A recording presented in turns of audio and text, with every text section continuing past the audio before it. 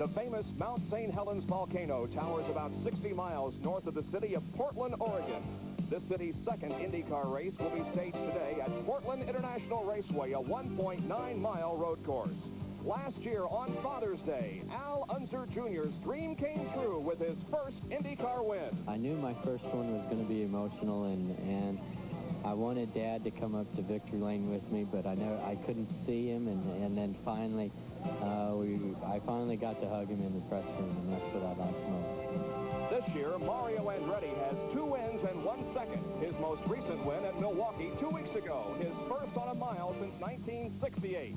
And this is a special day for Mario. Exactly 30 years ago today, he and his family came from Italy to begin their life in the USA.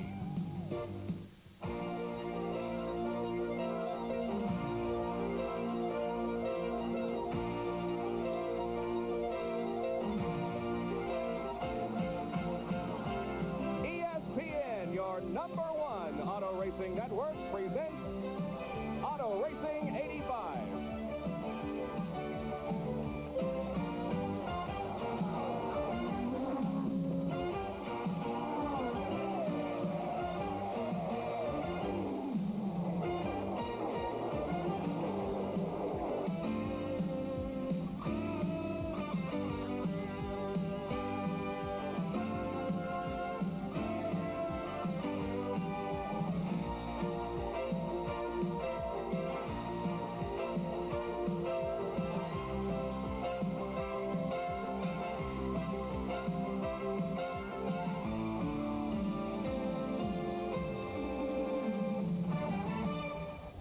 We welcome you to beautiful Portland, Oregon. On a grand day, the temperature is 78 degrees. The winds are kind of gusty, but we have sunny skies and a very slight chance of rain this afternoon.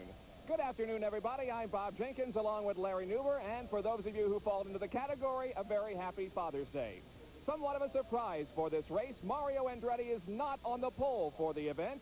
He was going for his 9th straight pole on a road course, but it didn't work out that way. Bob, that dates all the way back to 1983. Now, Danny Sullivan, the man who won this year's Indianapolis 500, is on the pole. Al Unser Jr., the man who won this race a year ago, is in second. Nothing wrong with Mario. It's just that everybody else seems to be catching up. Truly an international field for today's race. Nearly half of the drivers were either born in or now reside in a foreign country. Bob, it seems to grow and grow and grow with each race. And the interesting thing is that most of the foreign contingent often qualifies in the upper half of the field. You'll see people from Australia, South America, and lots of people from Europe. One of 2 announcers working in the pit area for us today. Let's go first to Gary Lee. Well, thank you, Bob. With the international flair of this race, we do have an abundance of road race champions. In fact, 2 world champions, 6 Super V champs, 4 Can-Am champs, and a defending IMSA GT champion.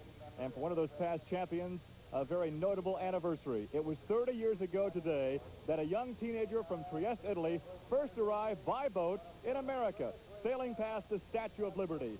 Today, Mario Andretti is a U.S. citizen and is very proud to carry the colors of Old Glory on the racing helmet. Another American driver is starting well back in the pack. With that story, here's Jack Arute. And they have just given the command to start engines, but what we're looking at here is the pit board that normally the Penske Pennzoil Z7 crew would be utilizing for Rick Mears, their regular driver.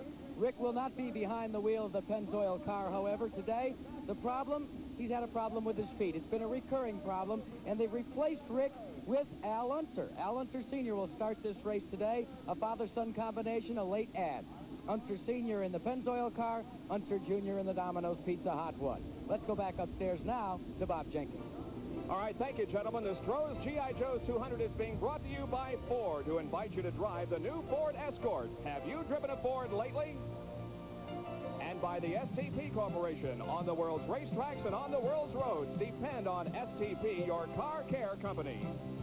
By Goodyear, makers of the high-performance radial, the Eagle.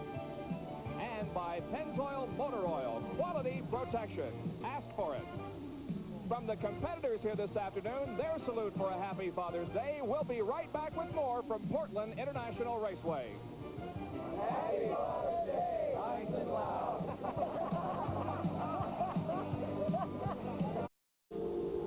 We are back at Portland International Raceway, where the cars are about to complete the first of 3 pace laps. A look at our pack facts. The fastest qualifier, Danny Sullivan, not a record, 115.030. Slowest qualifier, 108.323, defending IMSA GT champ Randy Lanier.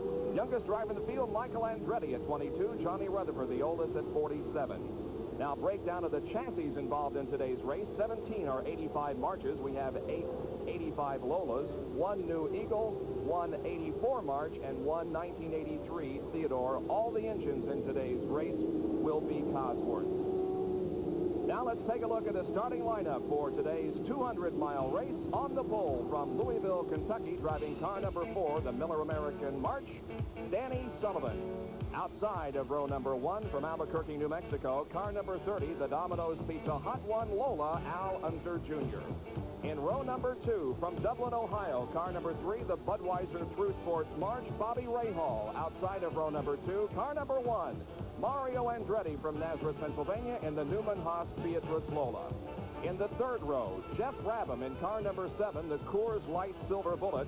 Outside of row number 3, Emerson Fittipaldi driving car number 40, the 711 STP March. In the 4th row, Roberto Guerrero, car number 9, in the True Value Master Mechanic March. Outside of row number 4, Bruno Giacomelli from Monte Carlo, Monaco, in the STP Oil Treatment Special number 20. In the 5th row, Jacques Villeneuve from Canada, and outside of row number 5 will be Arie Luyendyk in the Dutch Treats Lola, car number 61. In the 6th row will be Pete Halsmer from Lafayette, Indiana, car number 59, and outside Raoul Boisel, the car number 22. In the 7th row, Ed Pym in car number 98 and Michael Rowe in 71. The 8th row, Tom Sneva, car number 22, and Jose Legarza in 55. The 9th row, car number 12, Bill Whittington, and 99, Michael Andretti. The 10th row, Al Unser Sr., car number 5, and number 21, Johnny Rutherford. In the 11th row, car number 37, driven by Scott Brayton, and 33, Howdy Holmes. In the 12th row, 18, Kevin Kogan, and 43, Jan Lammers. And in row number 13, car number 6, Pancho Carter, and number 15, Chico Serra.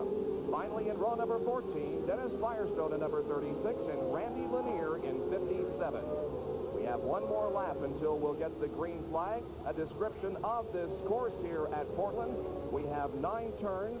6 of them are right-handers and 3 left-handers. The turns are 35 feet wide. The main stretch is 2,700 feet long and 55 feet wide. There is a chicane. That's the area of the track the drivers are going through right now. The short stretch between the chicane and turn number 1 is 700 feet long and 35 feet wide, and the back stretch is 2,400 feet long and 40 feet wide. There isn't a whole lot of opportunity to pass here. Most of the passing will be done either on the back stretch or the main straightaway. You can see that the 9 turns, the 6 rights, and the 3 lefts. The cars are entering the backstretch area now on their final pace lap. We should get the green next time around. Bob, it's a good little course. It's very clean, very sanitary, very well kept. And I think it's kind of an exciting course considering the fact that, as you mentioned, that it is relatively narrow. I'll tell you the biggest surprise that I had among everything this weekend, though, was that it was not a new track record in qualifying. These cars, the 85 cars, have been setting new speed records everywhere they go. They didn't get it done here at Portland. We usually predict winners about 20 laps from the end, but we're doing something different here this afternoon. We're predicting winners before the race starts. Now, Larry, who are you going with? I'll be succinct. I think Ray Hall's due. All right, I'm going to pick Danny Sullivan. We'll go to the pit area and get the predictions from down there. Well, you know me, guys. I like the long shot. I'm going with Emerson Fittipaldi. He's run well. He loves road courses. What about you, Gary Lee? Bobby Rahal, he's been fast. He's led mechanical problems. They have their act together. I think Bobby will win it. The cars are now entering turn number 9, the final turn before entering the main stretch. They should be getting the green flag this time around, and the 200-miler from Portland International Raceway is underway. The race is on. Down the front straightaway, they'll now go single file into the chicane. Danny Sullivan has the lead right now with Al Unser Jr. running in second position. Some cars go too wide through the chicane. Now they go into the short stretch and head for corner number 1. You see that Danny Sullivan has opened up a little bit of advantage over Al Unser Jr. here in this opening lap. They're through turn number 3 there. They head north now into turn number 4. This is one of the areas where we look for most of the spin-offs, because that's where most of them were during practice and during qualifying. Through turn number 5 right there, now entering the long back stretch. It actually is not a straightaway, but rather a long sweeping turn, referred to as turn number 6. This is one of the high-speed portions of the racetrack. Braking hard now for turns number 7 and 8, now into turn number 9, and the first lap about to be completed.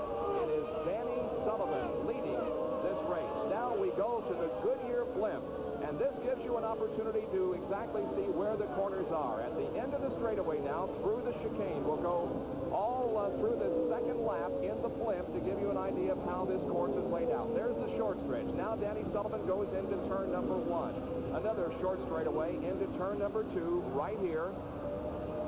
Now it's a decreasing radius turn, and it really is kind of tricky. Then you go into a part of the racetrack that really can best be described as a series of S's down through the gears, by the way, through this section.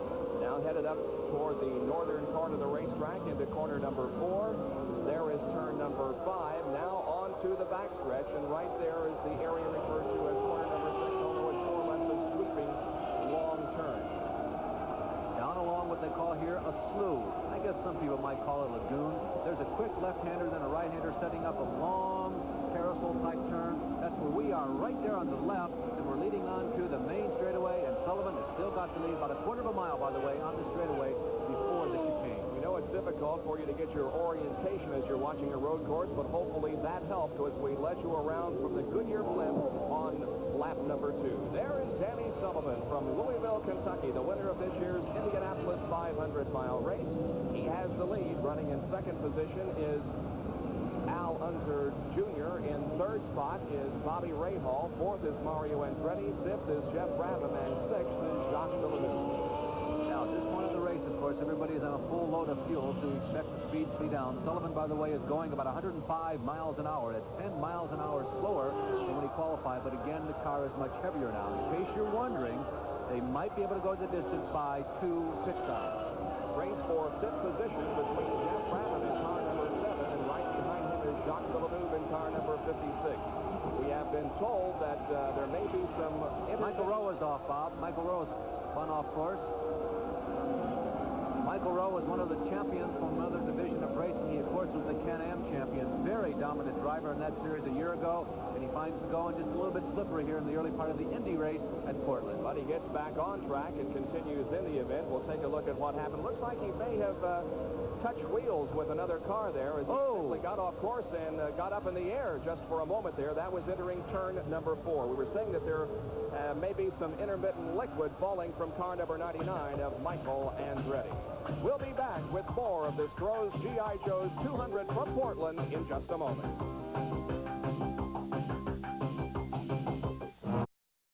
The top 5 after 4 of the 104 laps in this 200-mile race. Danny Sullivan the leader, Al Unser Jr. running second, Bobby Rahal is third, Mario Andretti fourth, and Jeff Brabham is running in fifth spot. Right behind him in sixth, we were watching Jeff do battle with Jacques Villeneuve just a few moments ago, and there is Jacques in sixth spot. Bob, Jacques got a very good jump on the start. He started in 9th position. By the time they entered the chicane, he'd already moved up to 6th. And, of course, we all know that Indianapolis cars cannot go two abreast through the chicane today.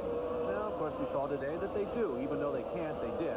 Anyway, Villeneuve is just outside of the top 5 and putting the heat on Jeff Brabham, who expects to do very well here today. Remember, Jeff's a road racer. There's another fairly good road racer right behind Jacques. That blue and white car right there, that's Emerson Fittipaldi. Jacques Villeneuve, Gary talked about the champions in this race. Jacques was the 1983 Can-Am champion, and now is sneaking right up on the rear wing of Jeff Brabham. Brabham in 5th and Villeneuve in 6th now as they move through corner number 3. Going up to corner number 4 now. Right ahead of Jeff Brabham in 5th position is, right ahead of him is Michael Rowe, but he, remember, got off course a lap ago and did make a pit stop while we were away for a break. Meanwhile, Sullivan continues to go very easy, by the way out front as we continue to watch 5th, 6th, and 7th. It's really the best race at this moment on the racetrack. Brabham, by the way, is one of the people who's going to be watching the fuel consumption rate very carefully. Now, they tried to monitor as much as they possibly could during practice, but they felt when the race started they had to be careful. Now, this will be a 104-lap race. and Michael Andretti is off. And quite near the wall, this looks very terminal, Bob. Well, I think he may have just pulled off. Remember, I told you before we went to commercial that there were some intermittent spray coming from that car, and Danny Sullivan is also into the pit area. Sullivan, who had led this race from the drop of the green flag, makes a very early pit stop. We were just beginning to talk about them. The normal pit stops would come following lap number 30 and maybe as close to lap 35 as possible. But boy, what an early blow to the hopes of Sullivan. And it's probable this will put him completely out of sync with the pit stops. He's going to have to make at least 2 more, even if the car works well. So this is probably going to end his chances for victory, unless that car is bloody fast for the rest of the day. Well, it'll be interesting to see exactly what brought Danny Sullivan into the pits. He stands on the accelerator and smokes the tires as he pulls out of the pits and goes into the chicane. But unfortunately, he has lost a lot of ground. The leader now is Al Unser Jr., who won this race last year, his first and only IndyCar victory to this point. Back to the Michael Andretti situation. He pulled off the course just as we saw Danny Sullivan in the pits. We were told that there was some intermittent spray from that car, and that could have been the reason why he pulled off. And now here's an interesting thought, and I'll thank Mark Stroud for this, particularly if it comes to be true. He thinks there's a possibility that the Sullivan stop might be some strategy. Now, I admit there is a possibility. If everybody has to stop at least 3 times, maybe this will be just enough to get the Penske car over the top. If they stop, say, at lap number 70, 75, they may be able to go the rest of the distance. So we'll see how it unfolds, Mark. Well, the second place car now is Bobby Rahal, and you can see how close he is to our leader, Al Unser Jr. This just seems to be... Well, I think we just ended that theory. 2 of them would not be strategy. 2 of them would be trouble. And we've also been told that Bill Whittington in car number 12 is leaking oil and is going to be black flag next time around. So all kinds of developments here in the early going of this race. Michael Andretti is parked off course. The leader of the first 5 to make that 6 laps, Danny Sullivan, is in the pits. Let's go down to Jack Arute. Well, it's a recurring problem on Danny Sullivan's machine. Last time in, he was complaining of suspension problems in the front of the machine. They made some adjustments. They said they checked it over and they couldn't find anything seriously wrong. But he's now since come back onto pit road and they're working in the front of the car. That's normally the place that you would make an adjustment on the spring load to the right front. That seems to be the problem on the Miller American team, and it's costing them a lot of time here at Portland. A tough break for the winner of this year's Indy 500, Danny Sullivan, who is still in the pits and work is still being done on the front end of that car. And there is Bill Whittington. We told you a few seconds ago that Bill was seen leaking oil and was black flagged. The crew and the CART officials are checking that car over closely to see if there is any oil dropping from it. If there is, he'll have to remain parked there in the pit area. Well, Bill, of course, is one of the 2 RCRO team cars that has qualified for the race here at Portland. The other is the co-GTP speedball of 1984, Randy Lanier. Let's go to Gary Lee, who has a report on Michael Andretti's situation. Gary? Bob, Mike was complaining about some problems in the power plant. He pulled off the track, did not like the sound or the feel of the engine. He said, why damage it more? There was very little conversation between the crew and the driver. Simply said, the engine's not right, and parked it. Early out for Michael Andretti. That's a situation then for Michael as Al Unser Jr. continues to lead, but right behind him is Bobby Rahal, and running in 3rd position now is Mario Andretti. We're at Portland for an IndyCar race, and now ESPN and CART present a track fact.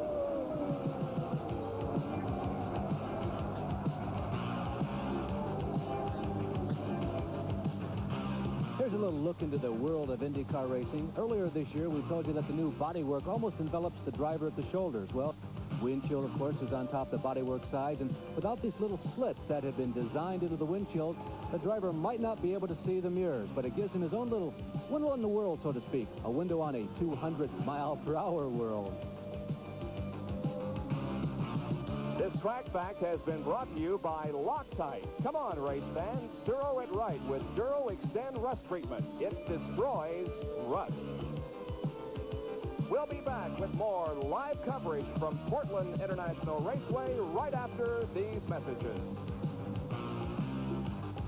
Live above Portland International Raceway, the Columbia Goodyear blimp with Captain John Creighton at the controls. He's from Hermosa Beach, California, and John is the senior pilot of the Columbia. We're happy to have them with us here this afternoon. While we were away, we had a change of leader. Here's how it happened as the cars broke to go into the chicane. Bobby Rahal squeezes by Al Unser Jr., and Bobby Rahal now has the lead of this race.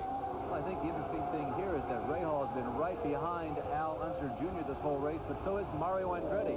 And Mario is not dominating this race like we are accustomed to see him do. A big doubleheader today on ESPN as far as auto racing is concerned. We hope you enjoyed the Canadian Grand Prix where Michele Alboreto was the winner, followed by Stefan Johansson.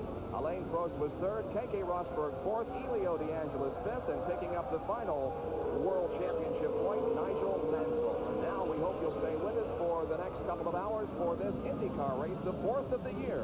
Earlier today also at Michigan International Speedway, the Grand National cars ran, and Bill Elliott was the winner, averaging 144.289. Walter finished second, Cale Yarborough was third, Tim Richmond finished fourth, and Dale Earnhardt was fifth.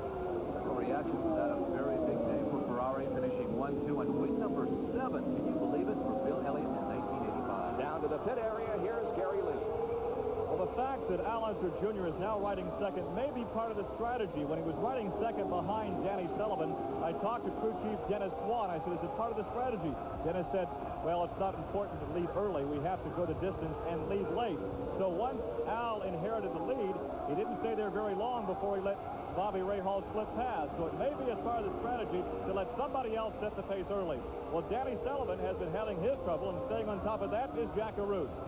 You've heard the old line, for want of a shoe, you had to go without shoes.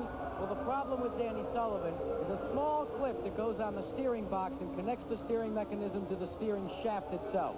That clip has come unloose and broke, and they're having to repair it, and that's a very difficult job under race conditions without pulling all of the fiberglass and the rest of the materials that surround it off the car. Roger Penske, very concerned. Derek Walker, the rest of the team have counted themselves out of the victory today.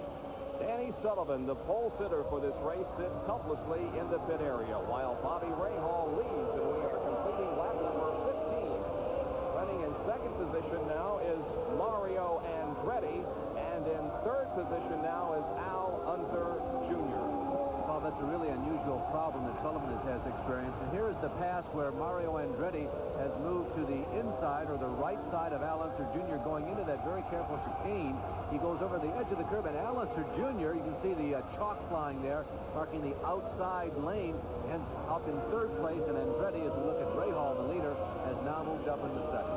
Well, so far, that appears to be the best area to pass in. At least we've seen a change for the lead and a change for second position as the cars broke going into the chicane. Well, Bob, you've got good momentum going down the straightaways, obviously going into the chicane. There's heavy braking there.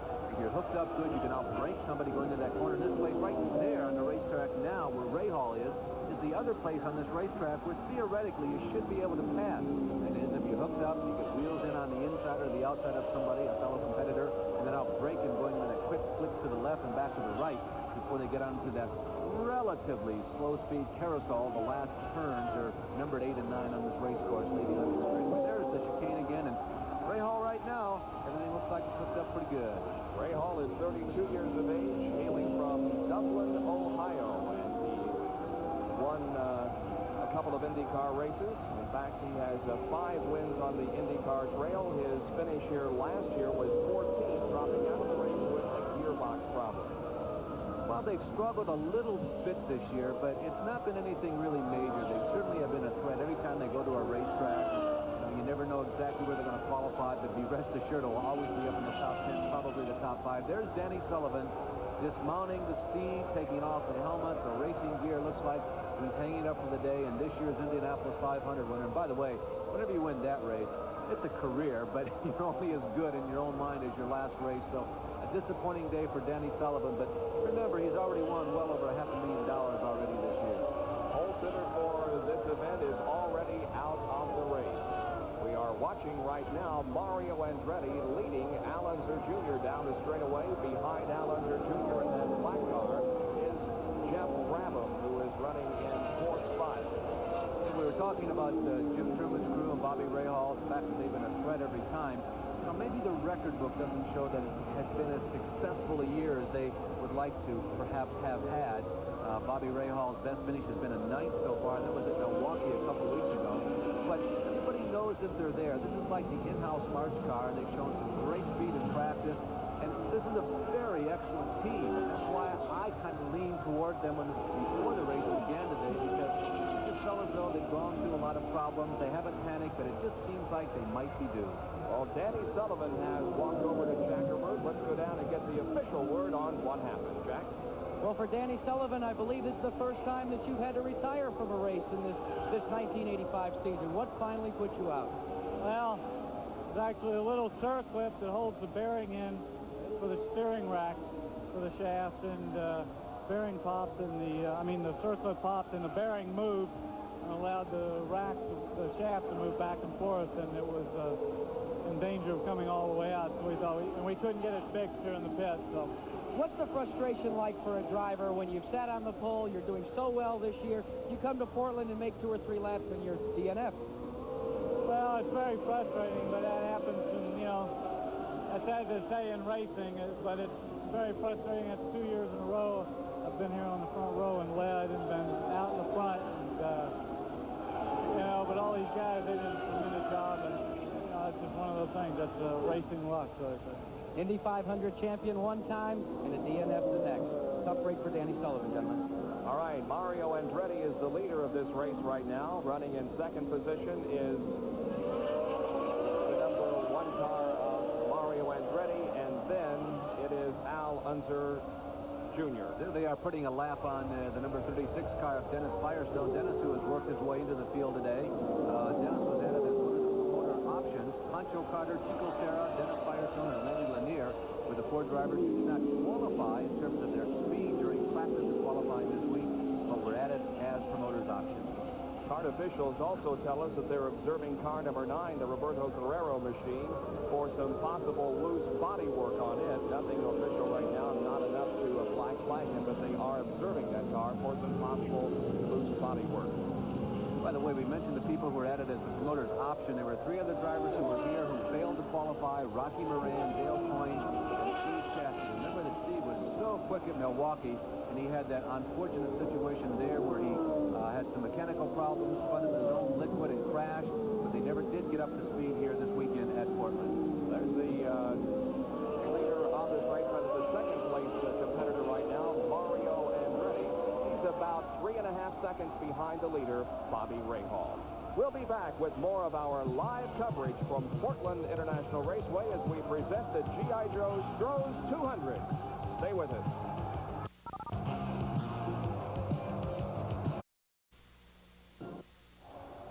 Back at Portland International Raceway, we're watching the number 4 car, 4th place car, number 7 of Jeff Brabham, and if you look real closely, you'll notice a bent front wing. He had contact with another competitor, Dennis Firestone, on the racetrack. And as a matter of fact, when he had contact with Dennis, it flattened the left rear tire, and it just came off right underneath Jeff as he goes through the S's there.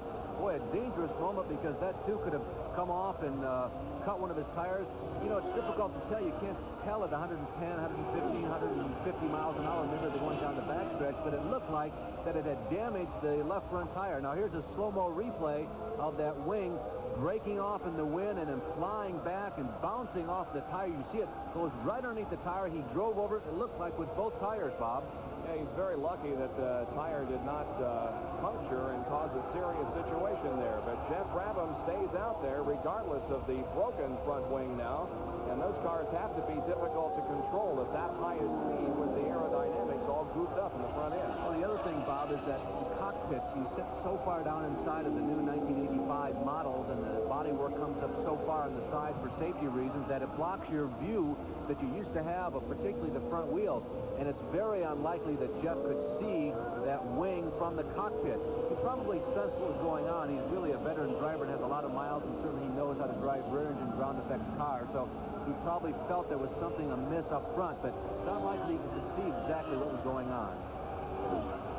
Jeff Brabham, 2 times a champion in Super Bs and in Can-Am. Right now we're watching the number 40 car of Emerson Fittipaldi. He's running in 5th position and doing a fine job out there. And Emerson has done very well on the Indy car circuit so far this year.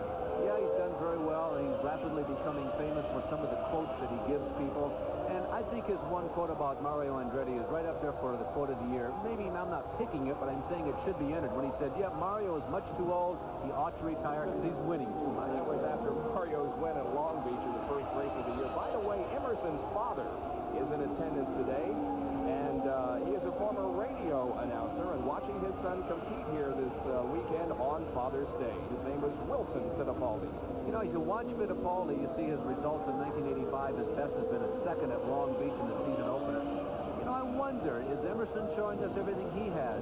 During the last practice session yesterday, the last time practice qualifying session, he felt that he was en route to a low 59 lap. Now, low 59 seconds would have put him on the pole, believe it or not, but he says, I screwed up coming through the carousel, the last turns on the race course, turns 8 and turn 9. He ended up qualifying 6th fastest at 1 minute, 0.5 seconds, but he felt that he had at least a mid-59, so maybe he's got just a little more than what we're seeing. Well, we have several cars battling for position here. Among them, Tom Sneva and Jose Legarza, cars 2 and 55. And Ed Pym is also in that battle, and I think, is that Scott Braden right behind him? It says number 5, it's Al Unser. Got my yellows and my oranges and my creams all mixed up there, but Al Unser, by the way, Al Unser, that bright yellow Pennzoil car that's there 4th in line, when he finishes today's race, wherever he finishes, and I don't know the exact person breakdown, but I'll bet you that he'll win more than $8,000. And when he goes over the $8,000 mark in winnings for today's race, that will mean that he has won over $4 million in his racing career. That's more than you made last week, didn't you, Bob? Slightly more, yes.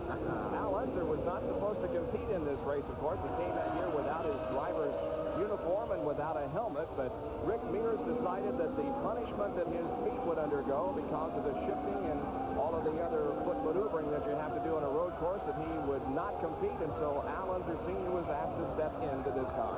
Well, Al Unser qualified 19th fastest, maybe a little disappointing. And by the way, that battle is for like 12th position, so Senior has improved his position slowly but steadily. He may be the fastest in that group. There's Jose Legarza. He is also right there in front of Al Unser Sr. He's moved up by about 7 positions, so he must be doing pretty good in today's race. As I said, it's not been real flamboyant, that move to the front, but this is not a short race, but it's not a long race. So if they have a plan, he may be right on it. That is, if he could get by Sneva, him, and Garza. This is 12th, 13th, 14th, and 15th. Ed Pym leads the 4-car contingent down the straightaway, although Tom Sneva now pulls out to pass his teammate, and looks like they took right over the curve. And Sneva off the course just momentarily, but maintaining the position. Now Sneva is in 13th position. Jose Legarza is in 14th, and Al Unser Sr. in 15th. Well, no love lost, obviously, on that team. There are teammates. And let me tell you the dangerous part about this racetrack. Watch for the curb coming up on the left-hand part of your screen. See those red marks? Those are pieces of iron that have been cemented into the curbs there in the chicane. And earlier this week, as Jeff Brabham pulls into the pit, wow, what a deflating moment that is for this team. The team that won last year will get back to those speed bumps in just a moment. Well, he was running in 5th spot, but now is in for a pit stop. We're on lap number 26, and we really did not look for a pit stop until about lap 35. Here's Gary Lee. We can see the damage to the right front wing. They were not planning on bringing Brabham in until his scheduled pit stop. He came in early. The engine now has died in the car. They're trying to get the car restarted. Jeff indicates he wants something to drink. They're not even working on the front. They have a spare right front wing here. They're not going to change it. They refire the car with the inertia starter. They throw some liquid for Jeff in the cockpit. A very long, very costly pit stop for the second-generation driver from San Clemente, California. And again, the engine dies on the Coors number 7. They go to work looking at the back of the engine in the engine compartment. And again, the inertia starter is being placed in position. And let's go back upstairs to Bob and Larry. Well, it looked like that the front wing that broke, part of it got stuck in the suspension there on the right front side. Yeah, the suspension, and you saw that duct that cools the brakes was also damaged. They had to rip that off, so you could see the disappointment etched in Jeff Brabham's cams as he pounded them together during that pit stop. Well, normally you would associate Gordon Johncock with this car, but of course Gordy has retired from racing. Don Whittington was in this car at Milwaukee, but this weekend on the road course, it's Bruno Giacomelli in car number 20, and he is shown right now in 6th spot. He's 32 years of age, living in Monte Carlo, Monaco. Well, you saw earlier in the broadcast that this course is a good-looking course. As road courses go, it's relatively simple, although it's challenging in that it is simple. Giacomelli had one of the real good quotes I thought of the week, which kind of described it for all you Walter Mitty type race drivers out there, that it was an easy track to learn because it gave you more time to concentrate on the setup of the car. But because the track was so easy to learn, that is to memorize, it put a little more pressure on the race driver because more is expected of the driver in terms of his athletic skills behind the wheel. Everybody figures, hey, you got this track down after 4 or 5 laps. Now, what do we do to the car to make it go faster? Now, one of the things that we will be including in the broadcast this year on ESPN Auto Races will be the Inside Track Report. It's kind of a mid-weekend update on the world of racing. This is the STP Inside Track Report brought to you by the STP Corporation. The big news in IndyCar racing continues to be the impending rule changes for 1986 and for the next 4 years. Those rule changes could be announced within the next couple of days. The basic concept to afford the driver more protection and to reduce the speeds on superspeedways. Drivers will be afforded more protection in the cockpit area and at the front end of the race car. To reduce speeds, the size of the wind tunnel exits will be reduced, thus eliminating or reducing the amount of downforce. But there will be no flat bottom rule for 1986 or for the next 4 years. There continues to be a lot of talk about Gordon Johncock, who retired from IndyCar racing during the month of May. We talked to Gordy, and he says, yes, he is interested in getting back into racing, but would not say if it would be as a driver, as a car owner, or as a team manager. And this coming week, Ford will announce that a Ford engine will power the Beatrice Formula One car that will make its debut in Formula One later this year with Alan Jones as driver. And that's this week's STP Inside Track Report. Of course, brought to you by the STP Corporation. On the world's racetracks and on the world's roads, depend on STP, your car care company. We'll be right back with more of the Stroh's G.I. Joe's 200 from Portland International Raceway.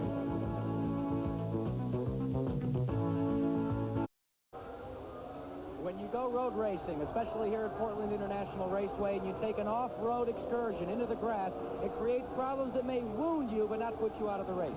That's the case with Al Unser Jr.'s car.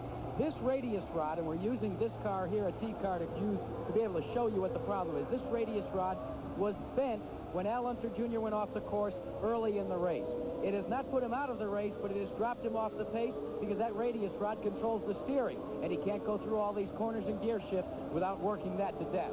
Let's go now down to Gary Lee for a further report from pit road.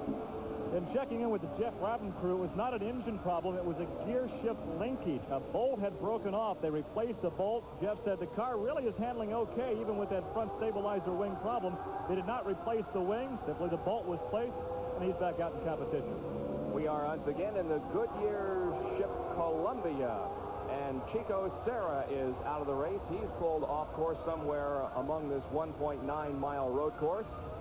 Well, Bob, that's the Theodore. Chico in his very first IndyCar race, a 28-year-old driver from South America. This car was originally constructed back in 1983. There is Bruno Giacomelli, who's running the STP number 20 this week. Serra in that Theodore that was built in 83 but has been updated to 85 standards. This may be the forerunner to a Lotus team effort in 1985. Looks like this Bruno Giacomelli pit stop is a routine one. We're on lap number 32.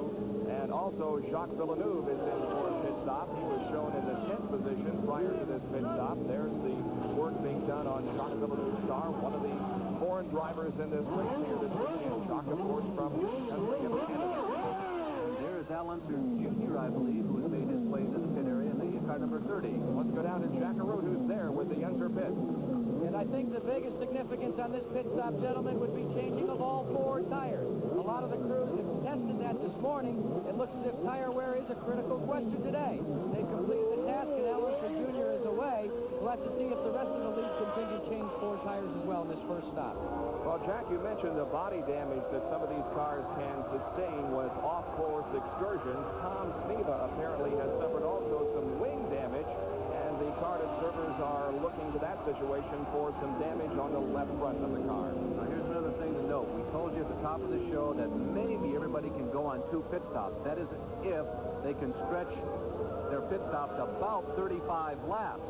Well, a lot of the drivers are coming in, and we are under lap 34. There is Tom Sneva coming in, and that stop by Al Unser Jr. came on lap number 33. So he was 2 laps short of lap 35. He may have to make 2 more pit stops. Now Gary Lee is down in Bobby Rahal's pit. Indeed, Bobby Rahal is in for the routine stop. They are changing the left side. No, they're changing 3 of the tires, only the right front. No, they're changing all 4 tires. A complete tire change, topping off the 40 gallons of methanol, some liquid replacement for Bobby Rahal. And the time-consuming stop now because they are changing all 4, and Rahal is away. And we also saw Howdy Holmes come in for a pit stop going by the Bobby Rahal pit, but Bobby comes back out onto the racetrack. He was the leader prior to this pit stop. Bobby Rahal from Dublin, Ohio.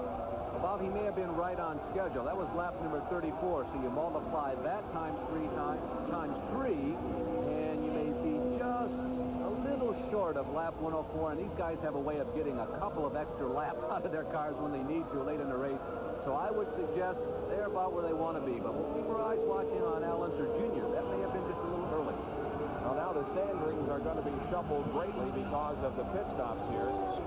Mario Andretti has not made a pit stop, and we anticipate a stop by Mario very, very shortly. He would have tied A.J. Foyt for the most pole positions on a road course had he walked away with the pole today, but things just did not go well for Mario. In qualifying, he wound up 4th fastest on the grid.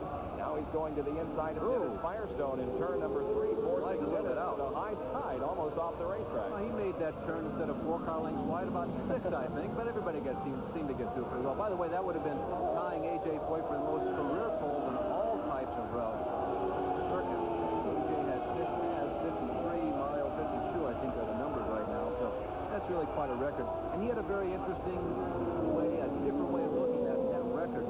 Remember the interview that Jack Arute, matter of fact, had with A.J. Foyt following him dropping out of the Indianapolis 500, and A.J. seemed to express, well, not too much concern about records. Now, to his defense, by the way, I will say that was done in the heat of the battle, but Mario seemed to take just a little different point of view on that. He thought, yeah, it did mean something to him. It meant that he had been good and been fast for a long time, and he expressed a little pride in that. Jose Le Garza is in for a pit stop. He was in 11th position when he came in, about 2 laps down to the field. The tires are being changed on the left side of that car now, and fuel is being put in. Jose Le Garza waiting to pull back out onto the racetrack. Seems to be a little bit of a delay here. Well, everybody is taking the time on these pit stops and checking the tires all the way around. There is Roberto Guerrero, who's in for his routine pit stop. Everybody, as I mentioned, seems to be taking a little bit of time, making sure the tires are working right, they've got the right tires on, and making those real finite little wing adjustments.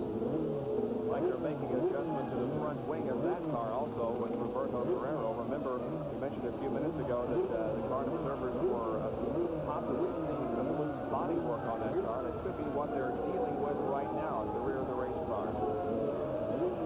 Mario Andretti, who has led this race the last couple laps, is in the pits, and Jack Arute is there. Mario Andretti's Beatrice Lola goes up on the inboard jacks. They make a slight adjustment to the rear handling of the car, as well as adjusting the wing and changing all 4 tires. The word from Darrell Sapi was he didn't want to let Rahal get away, so they're going all out on this pit stop to make some chassis adjustments and hopefully be able to close the gap between Andretti and your leader Rahal. They adjusted the front wing, and he's away in 25.6 seconds. Boy, it sure is a gamble, though, when you make adjustments to the chassis or the suspension of the car during a race, because you could just as easily go worse than better. And they are so sensitive, Bob. I saw it in Indianapolis a couple of years ago, and Roger Mears was having trouble going from 194 to 200 miles an hour. This was about 3 years ago. They made 2 adjustments that were about the equivalent of a linear quarter-inch each, and it was the difference between 6 miles per hour. Can you imagine making a pit stop in 25.6 seconds and the tires being changed and fuel being put in the cars that quickly? Well, how about the drivers? Can they do it? You know, race drivers are notorious for being, maybe a little over-anxious in the pit area, but there's a very good reason why. You see, it's very easy work, and most of the crew members, frankly, just aren't all that expert at it. Now, we've got 5 illustrious racing drivers, and they're going to show you just how it's done. Okay, guys, go! LAUC, Tiger, Tire, Tom Neva, Hustlin, Howdy Holmes, Air Hose, Jose Lee Garza, Radio, Roberto Guerrero, and Pistol, Peter Halsberg, going to work, rushing over this car. You can see Halsberg's patience. He's got it done. Joe. Absolutely record time. It isn't all that difficult. They did it in 22 seconds. Not bad at all, guys. We congratulate you. We'll be back with more live coverage as ESPN's Auto Racing 85 is today at Portland International Raceway.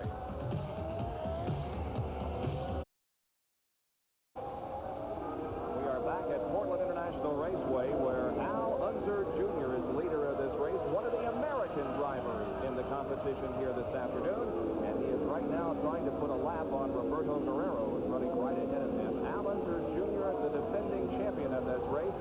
And we have some people to thank for their cooperation in us doing that little pit stop.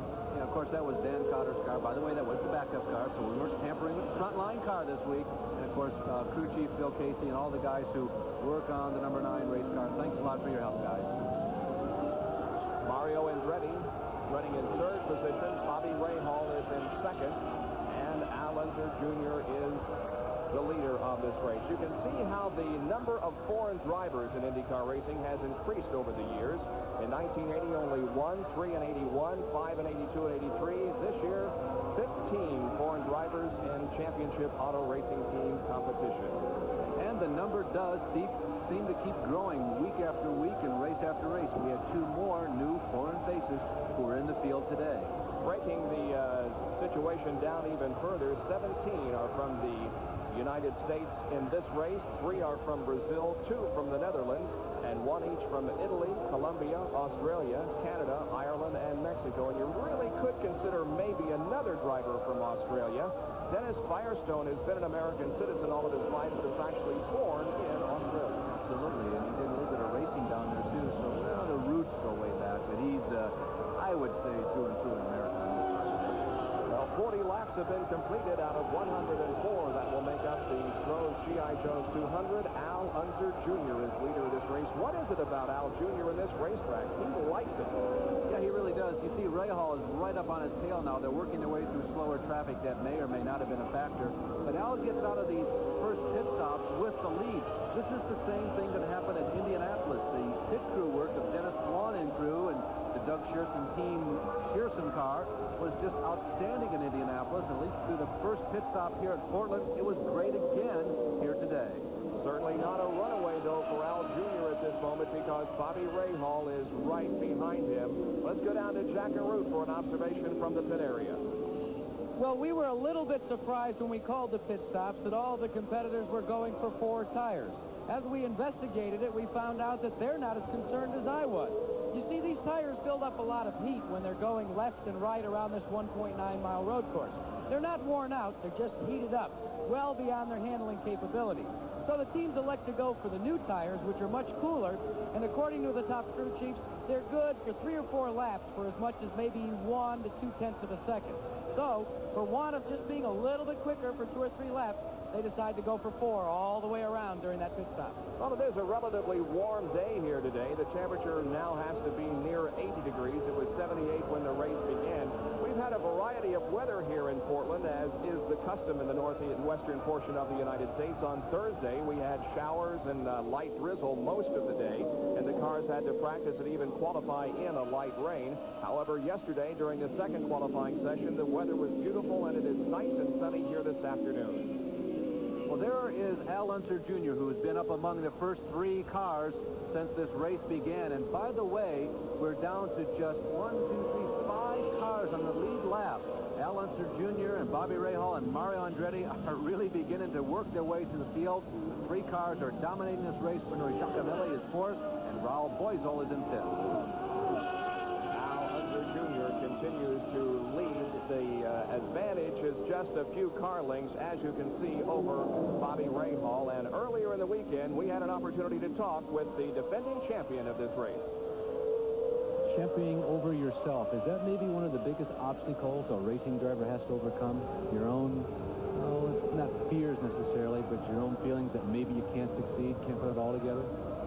Well, I feel that the best way for me to go in race is to compete against myself, and that's by not making any mistakes and so on and so forth. It's a constant battle, and you know, I really don't like saying this, but you know, I like running against myself, and so that's how I can go and try not to make mistakes.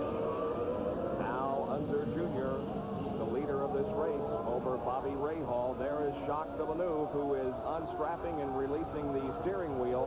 He was running in 7th position when the trouble occurred. A tough break for the young Canadian, who had moved up nicely through the field from his starting position. He really had, Bob. He'd made a nice move at the first part of the race right there, and looked like he was in a position to be real racy. From time to time, you know, he has looked very good in the IndyCars. As a matter of fact, he set that track record at Phoenix last year. What was it, over 155 miles an hour on a 1 mile?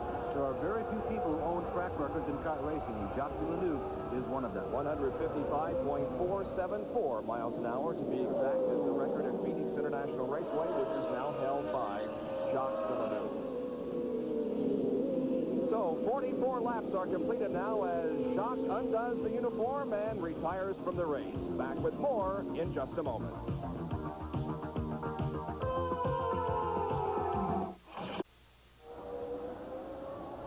We are back live at the Portland International Raceway. The look of disgust in the face of Jacques Villeneuve. What was the problem after a marvelous early drive?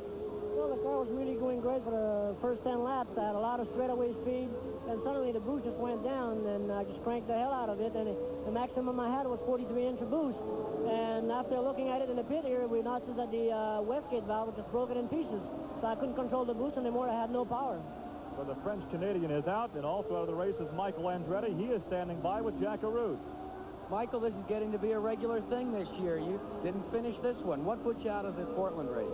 It was an overheating problem. All of my temperatures went up for some reason, and I started to smell the engine start to cook, so I shut it down.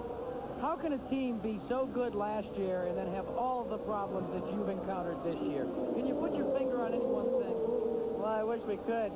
You know, we've had a lot of bad breaks, and, you know, it's just one of those things that's racing. Either everything's going great or everything's bad. Well, one son watches his father still in competition with the son in the lead. Another son, Michael Andretti, the first question he asked, wanted to know where his dad was. He said, I'd still like to see my dad win this race, even though I couldn't give the victory for me. Well, Mario certainly has a chance of winning. Right now, we're following Raul Boesel, and what a magnificent performance he has turned in so far. He's now in 6th position, has just gone a lap down to the leaders. So we have 5 cars on the lead lap, but a good run for Raul. Well, the interesting thing about this, Bob, this is only his 3rd kart race ever. So to think that he's in the top 10, let alone the top 6, which is where he is running, is pretty astounding. Now, they really executed Dick Simon and crew that first stop to perfection, obviously, because he was running in the top 10, but they came out running in sixth position after Paul Diatlovich and crew took care of them after the first round of pit stops. Arie Luyendyk is in the pits right now, and that number 61 Provimi Dutch Treats car, as the pit board is being held up to Michael Rowe, who is running in 22nd position. But the Arie Luyendyk situation looks to be a rather serious one, as they're taking the body work off. Yeah, he was running also in the top 10, top 12, and we thought that the car was popping, at least from underneath the engine bonnet, about 5 or 6 laps ago, Bob, and he tried to nurse it around, but apparently just got to be too severe, and he pulled it in. Al Unser Jr. is the leader of this race. Running in 2nd spot is Bobby Rahal. 3rd is Mario Andretti, and 4th is Emerson Fittipaldi. We'll take this break and be right back for more live coverage from Portland International Raceway.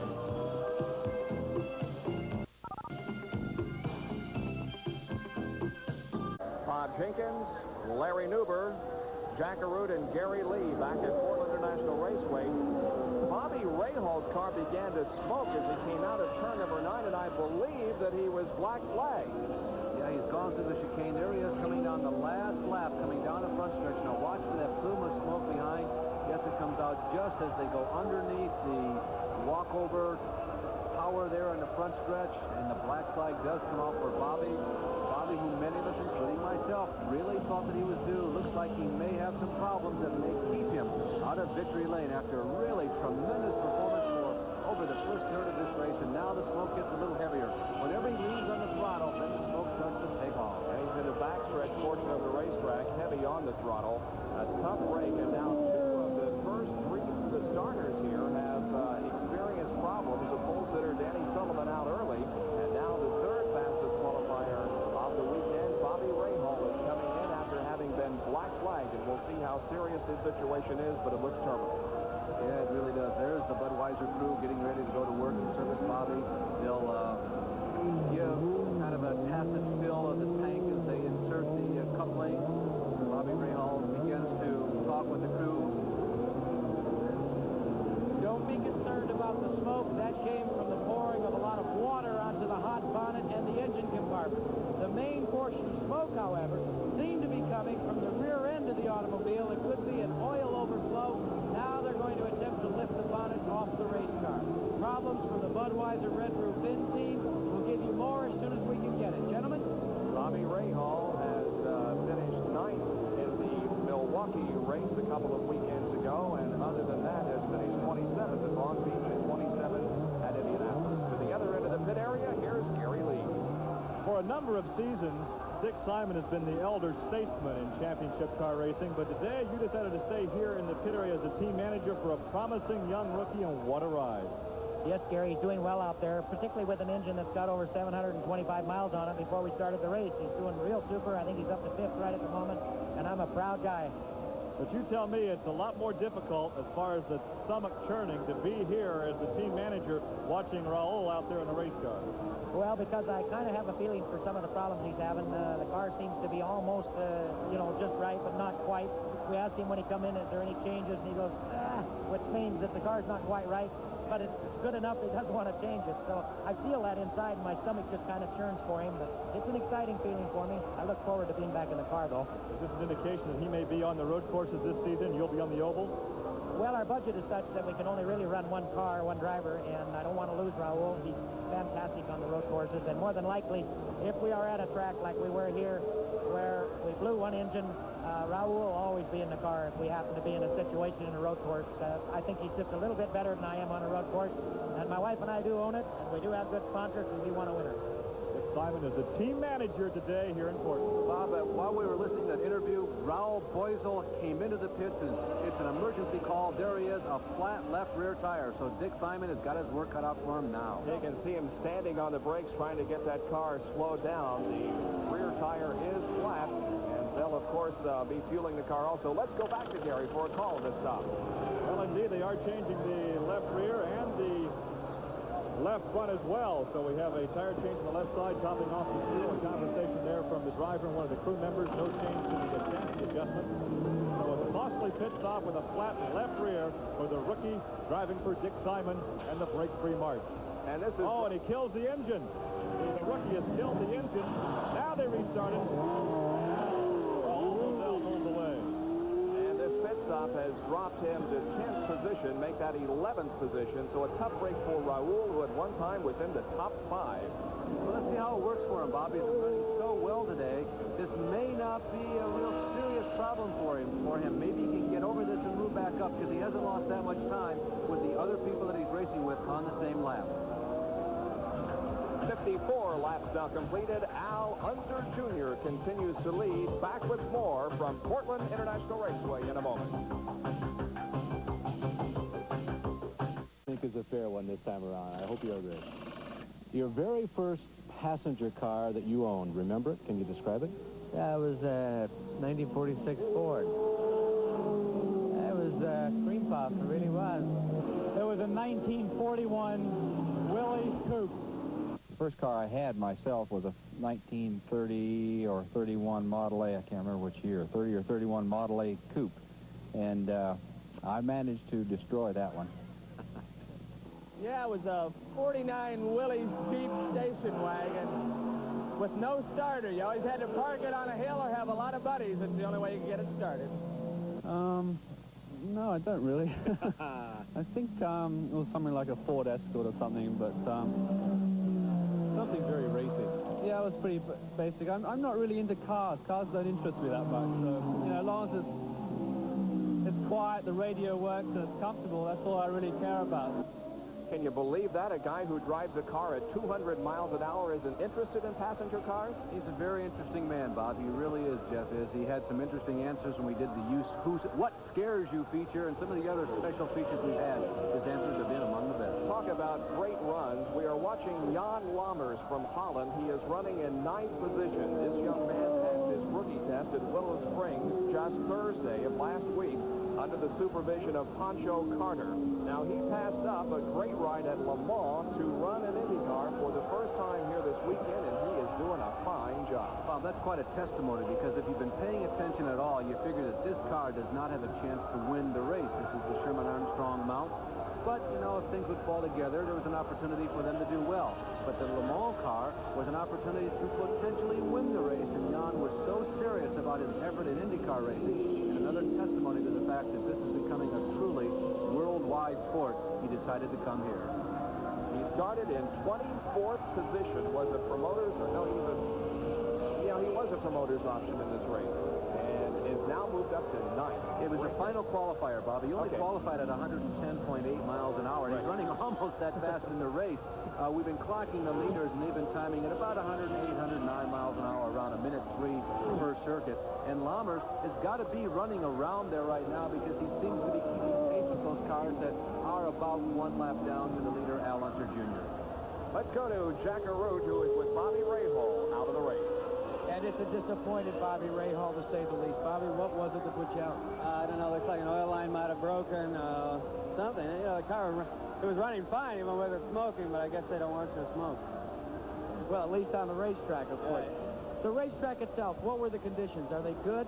It's real slippery, and I was trying to... A tough break for Bobby Rahal. Let's go now down to Gary Lee. Right now, it does not look good for Ed Pym. They came in, were unsure of the problem. They changed the spark box. He tried to fire the car. It wouldn't fire. The crew chief shaking his head no, and there is the driver climbing out of the Skull Bandit. Ed Pym is now a spectator. And Ed Pym was unofficially in 19th position when he dropped out of this race. Ed Pym, another one of those drivers from Dublin, Ohio, the same city that Bobby Rahal resides in. And for the record, that was the Eagle. We may have mentioned that earlier in the broadcast this week. Ed Pym is the blue car, and Tom Sneva has selected the Lola to compete in this weekend. It's almost like musical chairs between Ed Pym and Tom Sneva. But Sneva was the man who said, I want to run the Lola on the road course here at Portland this weekend. Sneva's car is painted green. The Lola's been green since the beginning. And Lammers, Bob, is pulling into the pits as we watch the leader, Al Unser Jr., coming around past the entrance to the pits. We were just talking about Jan. What do you think? Let's see, lap number 5960 might be a routine pit stop. Well, he's moving very slowly, and the engine is popping and banging, so it looks like he has some engine problems with that car. He's looking down at the instrument panel. I think it's something more than a routine pit stop. Jan Lammers from Zandvoort, Holland. Well, this is routine if you've got engine problems.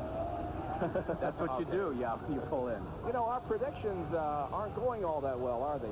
Bobby Rahal was the only double pick, and I picked Danny Sullivan, and he's out of the race. So things aren't going too well as far as announcers picking the winners are concerned. Sam Posies, we are not.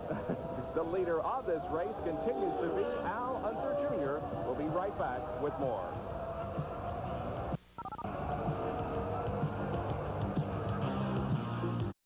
Sounds in and around the beautiful city of Roses, Portland, Oregon. We're delighted to be here for the Stroh's G.I. Joe's 200-mile IndyCar race. And from the Goodyear ship Columbia, we are beyond the halfway point, and the situation is this. The pole sitter for this race was Danny Sullivan, qualifying at 115.030 miles an hour. He led for about the first 6 laps and then came in with a problem and is out of the race. Al Unser Jr. started outside of row number 1, and at the present time, Al Unser Jr. is the leader of this event with about a 15-second lead on Mario Andretti. Emerson Fittipaldi running in 3rd place. 55 minutes, 36 seconds so far the time of the race. The average speed to this point is 107.564 miles an hour. We have had 4 leaders and 4 lead changes. The top 10, Danny Sullivan was led laps 1 through 6, then Al Unser Jr. 7 through 11. Bobby Rahal led laps 12 through 34.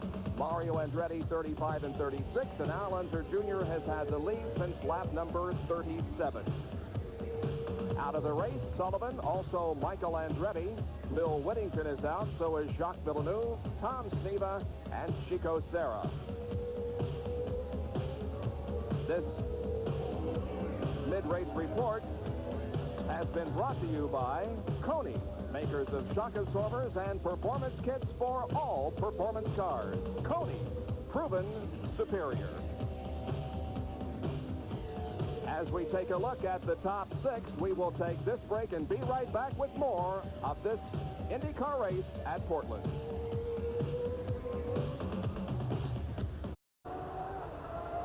Way up there in the Goodyear ship Columbia, Captain John Creighton from Hermosa Beach, California, at the controls this afternoon, looking down on the activity here on the speedway where Al Unser Jr. is leading this race, and he's looking to make it 2 IndyCar wins in a row here at this racetrack and 2 IndyCar wins in his career. We do expect a pit stop here in just a moment. He rounds corner number 9 and does indeed duck toward the pit area. His second stop of the afternoon. It comes on lap number 68. Young Al Unser is in the pits. He takes the water bottle and doesn't take a drink first. He goes in and he wets himself down, the heat being shown very well on his face. Meanwhile, the crew has gone to work on the Domino's Pizza Hot One. They have checked over that front radius rod and don't seem as concerned as they were before. They look beneath the car, they drop the jack, and he's off and away in 22.3 seconds. Well, that's about as fast as the drivers did it earlier today. Good stop, though, for Al Unser Jr. And also coming out of the pit area is Bruno Giacomelli in car number 20. He's made a stop. He is running also in the top 5. It brings up an interesting situation. There are 35 laps to go here. Larry, can they go the rest of the distance on the fuel? They've gone 33 and 34 laps. Al Unser Jr. has in his first 2 pit stops. I'll bet you they're just right where they want to be. A very impressive rookie. His initial ride in the championship car, Jan Lammers. You didn't go the distance, but you had to be pleased with the ride. Yes, I was looking very much after the gearbox. I was trying to, because I knew from last year that was the biggest problem. But then from one moment into another, the gearbox just jammed. So I was trying to get as much laps under my belt as I could, because obviously I'm unexperienced in this class. So I want to gain some mileage, but it didn't work out. So. But you're able to smile, and you're eager to come back for one more chance. Yeah, I think we learned a lot when we go up to the Meadowlands for the next race. So our congratulations from the booth on a fine run by Jan Lammers. Now Emerson Fittipaldi is into the pits. He was running in 3rd spot when he came in. This will drop him, but there are only 4 cars on the lead lap, so unless Emerson has a very long pit stop, he's going to stay on the lead lap and will stay in the top 4. And he's having a little bit of difficulty getting out of the pits. This is a long stop. They're putting the car back up on the jacks. I don't know what's wrong. Do you, Larry? No, I really don't, Bob. I've been trying to watch. Emmo was shaking his head back and forth saying, oh, boy, this is frustrating sitting here. And then he throws his hands up in desperation. Yeah, I think the helmet on Emerson Fittipaldi's head may be the best in the league. I'll tell you, I really like that. A little bit more about that in a second. Here's Pancho Carter, who has made an off-course excursion. You can see all the dust on the car, and now Roberto Guerrero has also pulled off. Roberto's problem looks a little more terminal. Roberto is running in 4th spot, a lap down to the leaders, but nevertheless in the contention, and he is off the course and has stepped out of the car. Pancho Carter, meanwhile, has come into the pit area, and we have a replay of what happened on the Pancho Carter incident. You can see somebody moving to the outside. It looks like Roberto moved up into Pancho. They made significant contact. Roberto hits the outside wall, slides along it. Pancho had nowhere to go. Roberto just changed lanes and slides along the wall. Pancho through the grass, but it's very rough and rocky. And on these low-slung Indy cars, yeah, I know there's 1-inch clearance there, but going across ground, you might as well be running right along the bottom of your race car. Often is very damaging to the undercarriage of the machine. A little bit more than an off-course excursion for Roberto Guerrero. He did make contact with the wall at the end of the backstretch, just entering turn number 7. There's his damaged car that's out of the race. Now, Pancho Carter was one of the promoter's options here this weekend. He started in 25th position qualifying at 109.564 miles an hour. They, of course, don't have the Buick in that car anymore. It has Cosworth power. Pancho was the pole sitter at the Indianapolis 500, but having a little bit of difficulty getting the car up to speed this weekend with the Cosworth. Bob, a report from the pits on Emerson Fittipaldi. He had a bad lug that would not adjust properly, wouldn't seat properly. On the axles, they went to replace the wheel. And there's a special greeting to all the dads in the crowd. Father's Day 1985, and once again we are at Portland International Raceway. Last year, this man, Al Unser Jr., won the race and made his father very proud, and he's leading the race this year and is on his way to another victory at Winnemucca. Let's take a look at the point standings in the championship auto racing team's schedule. There are 4 races that have been completed on the 1985 schedule. Mario Andretti, the point leader, with 61. Danny Sullivan won the pole, and we did give him credit for that, so he has 47 points now. Al Unser Sr. and Roberto Guerrero tied for 3rd with 22, and Emerson Fittipaldi and Tom Stever tied for 5th spot in the point standings with 21. In 7th spot is Rick Mears with 14, then Jim Crawford, Johnny Rutherford, and Pancho Carter tied for 9th. Johnny Parsons is 11th in the point standings, and Jeff Brabham is 12th. Johnny Rutherford has come in for a pit stop, and the rubber has been changed on the left side of the car. Pretty good stop, it looked like, for Johnny Rutherford, who's back out on the racetrack. Back in 1980, remember, spectacular year in all of racing, the 1980 Elger Driver of the Year winner. Remember, he had the chaparral of Jim Hall, and they were so spectacular on the IndyCar circuit.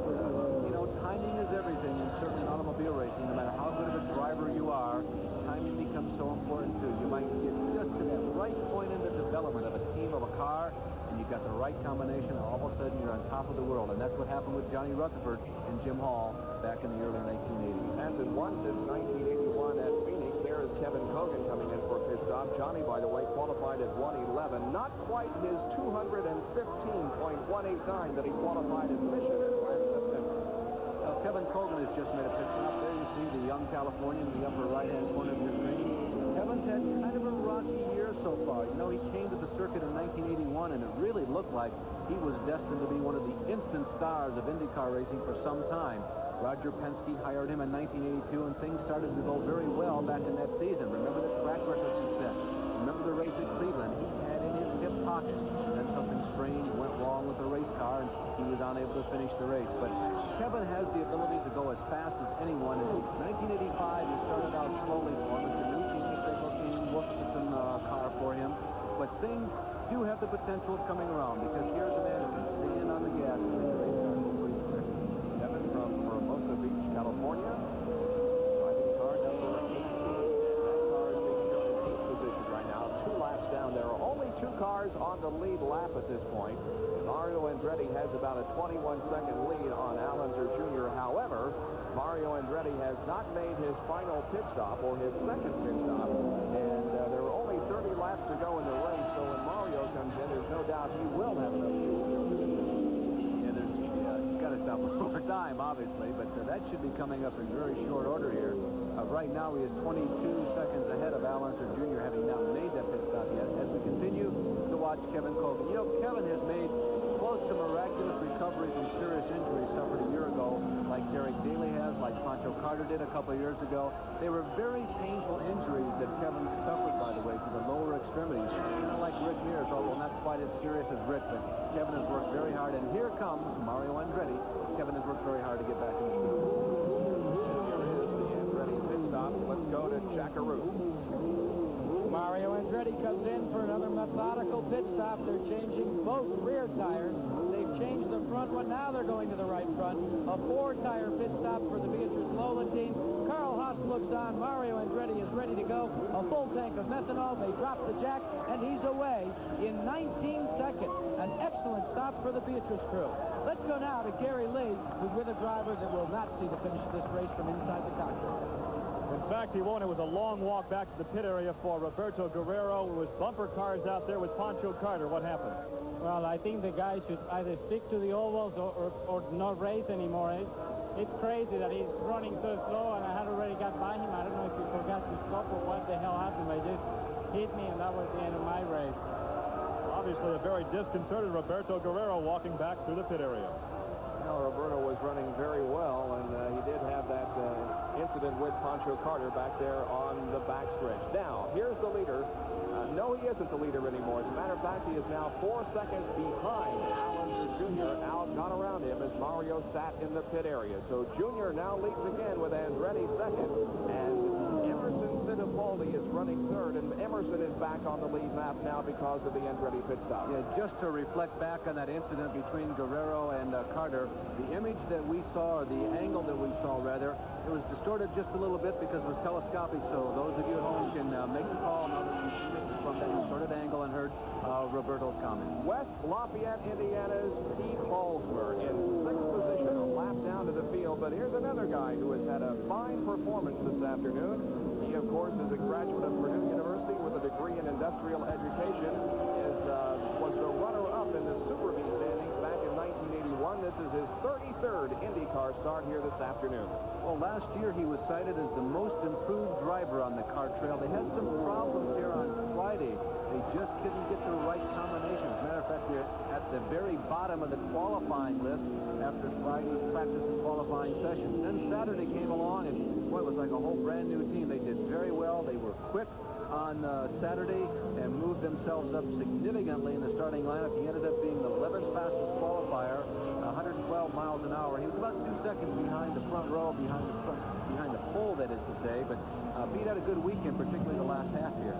Well, he's only competed in one IndyCar race so far this year. That was at the Milwaukee 200 a couple of weeks ago that we televised on ESPN. He started in 20th position and was running at the end of the race in 15th. Last year, he finished in 22nd position here at the Portland 200, dropping out with gearbox problems. Has 20 starts on oval tracks, and this is his 13th on a road course. Pete Halsmer, 40 years old, from Lafayette, Indiana. Right now being shown in 6th position, and that'd be about right on par for him, considering that he started in 11th. We've seen some of the front runners drop out, so Pete has stayed right on course here today. In 4th position, 3 cars on the lead lap, and Al Unser Jr. has been leading on and off since Danny Sullivan dropped out of the race. He has given up the lead to Bobby Rahal and Mario Andretti on occasion, but it's been a strong performance for Al Unser Jr., looking for his second win here in Portland this weekend. Jeff Brabham continues out on the racetrack. There he is following Bruno Giacomelli and Al Unser Jr. through the chicane. There's the leader, Al Unser Jr., and they're sailing right along for him. The pit stops have been like clockwork in his performance on the racetrack. I don't know if it's perfect because we don't get to see him, of course, every second that he's out there, but it sure has looked perfect from here. Jeff Brabham continues to hold his own in that black Gallus car, the Coors Light number 7. He's running the course without a right front wing. This is going to be a shot in the arm for the Doug Shearson team. Their luck hasn't been all that great this year. He's finished 9th at Long Beach, 25th at Indy, and 24th at Milwaukee. Pete Halsmer, who was running in 6th position and whom we just talked about a few minutes ago, has come in for a pit stop. Rubber being changed on the left side of the car, and fuel is being put in. So now rubber being changed also on the right side of that Pete Halsmer car. He throws the water bottle back over the pits. The car is full of fuel, and the right car now is being seated, although they're having a little bit of difficulty with it. Notice the fire protection that these pit crew members are wearing, the helmets and the fire suits that protect them from any fire that might occur during a pit stop. A very unfortunate slow pit stop there for Pete Halsmer. Now, once again, ESPN and Championship Auto Racing teams with the track back.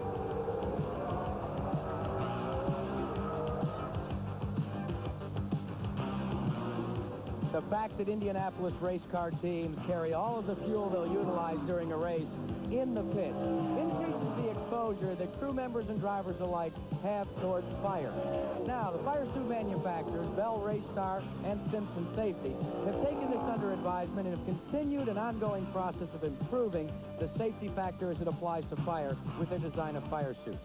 But there's a new twist this year from Bell Raystar. One of the things that they're also trying to do is afford drivers additional protection from punctures. Watch this. No matter how hard you stab, you can't penetrate this part of a fire suit. And here's the reason why.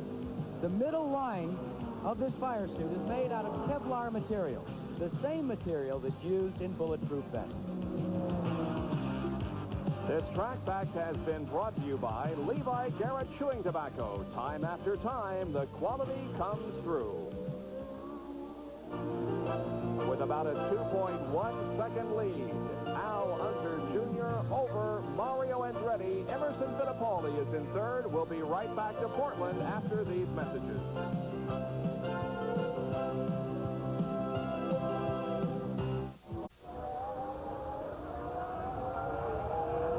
Here's a rundown of the finishes from 1985. You can see Mario Andretti has won 2 of the races so far. Of course, the Long Beach Open on a road course and the last race on the Oval, Milwaukee. And that, for him, disappointing second, but satisfying. He told us at Milwaukee, yeah, second is better than all the other places, he said. It would have been nice to win, but a lot of sentimental thoughts behind him there. This is going to turn into some kind of race if it isn't already, because Mario Andretti is catching Al Unser Jr. No question about that. 2 laps ago, the interval was a little over 4 seconds, and now it is a little over 2 seconds. There is Al Unser Jr. just entering the turn number 9. Between himself and Mario Andretti is Jeff Brabham, but you can see how that Mario Andretti is beginning to put the heat on Al Unser Jr. Well, the interval was somewhere around 6 to 8 seconds after the last pit stops. It was difficult to tell because as they came out of the pits, of course, it changed a lot. Then in traffic, Mario really caught up, and now let's see how it stabilizes now that they've got a clear track in front of them. Running in 4th position, a lap down to the leaders is Bruno Giacomelli. Let's go to Jack Arute in the Pat Patrick pit. Got to give a good call to the Pat Patrick team. You know, they've had an up-and-down season so far, but they've added Bruno Giacomelli for the road courses. They've got Emerson Fittipaldi in the 7-Eleven machine for all season. But one thing you're not going to see the rest of the day is a pit stop by either of these gentlemen. The reason? They're out of fuel. No more. Both cars have taken on a full load, and they say they're going the distance. Well, we'll watch that situation. Remember, Al Unser Jr. pitted for fuel with about 35 laps to go, and Mario came in with only about 30 laps to go. And there is a question as to whether Al Unser Jr. is going to have to stop again before this race is over, or whether or not he has any fuel at all in his tank. Well, Bob, if they are cutting it close, now here's just a thought, something to maybe do a little bit of conjecture on. Mario Andretti is moving in. The question becomes, is Al Unser Jr. holding back just a little bit to conserve fuel? Now, that is a possibility. The most evident possibility, of course, is that Mario is simply running faster and has a better setup right now. But we mentioned that Al Unser Jr.'s crew might be cutting it just a little close, so maybe he is holding back. No question about Andretti's ability to go the rest of the way on this load of fuel. The interval is not given in seconds now, it's given in car lengths. Mario Andretti is right up on the back rear wing of Al Unser Jr. as they go out of turn number 5 and down the backstretch. Here's the situation as they go in now, braking hard for turn number 7. Mario looking to the inside of that left-hander, but not able to pass. Now they come right up nose to tail, entering turn number 9, standing on the accelerator once again, headed down the front straightaway. They'll go into the chicane. Perhaps Mario will try to pass here. We've seen several passes during the afternoon right here. Is he going to take the lead? Yes, he does. Mario Andretti goes into the lead. The last time by, the carousel turn is right in front of us. The crowd was up on its feet and cheering. You know, they have not had that much of opportunity to see the Indy cars out here in the Pacific Northwest, and particularly here in Portland. As a matter of fact, it goes all the way back to 1909 before last year. And boy, they are really responding to it. The crowd was on its feet cheering, and I'll bet you by the time he gets down to this end of the racetrack this time around, I say this end because that's where the announce booth is, the crowd will be up and cheering because it's the first time they have seen Mario Andretti in the lead for quite some time. All right, let's take a look again. Now, the leader of lap number 84 was Al Unser Jr., but just after crossing the starting line, Mario Andretti blasts into the lead.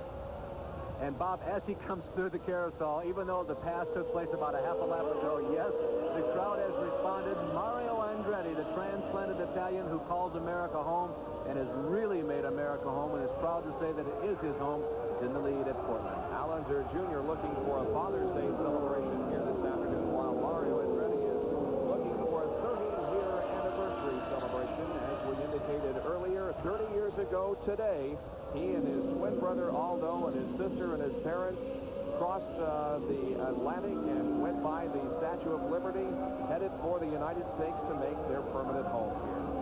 Well, Al Unser Jr., let's not count him out yet because, you know, we were speculating. He's also got that bent radius rod, so maybe that is slowing him.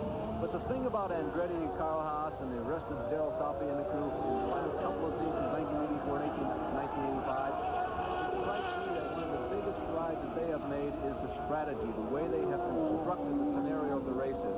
Sometimes they are not always the fastest car throughout the entire race. Other times, yes, they bury the entire field.